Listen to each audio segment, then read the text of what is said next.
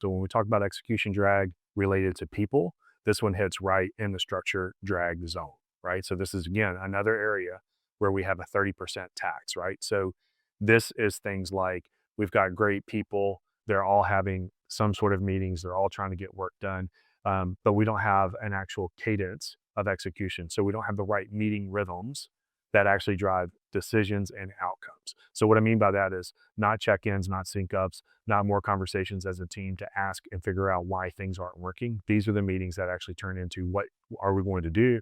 What are we decided on? What kind of clear decisions are being made? These meetings actually produce results and they drive action, right? So we want a cadence of those kind of meetings, especially when we're in a high drag situation where we might be meeting a lot but nothing's getting done. That tells us a couple things. Number one is people are starving for clarity.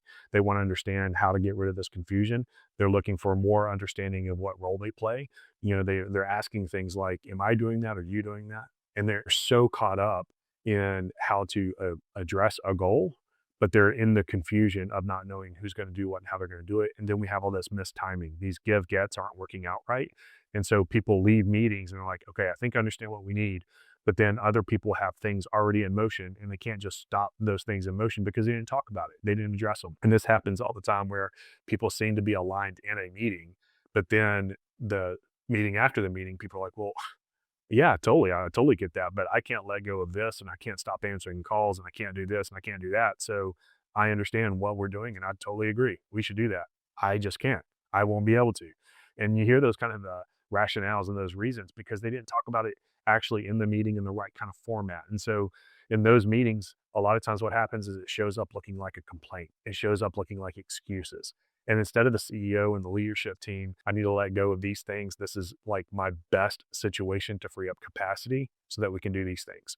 So this is the language of drag and how do we address that drag structurally with our people? We need to provide clear ownership.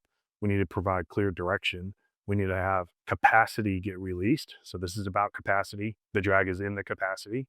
They need to know that they can let go of something, firefighting, the business as usual, or being spread across too many quote unquote high priority items. Like we've got to get all that aligned so that they know, okay, I've got capacity now because I put some stuff to the side.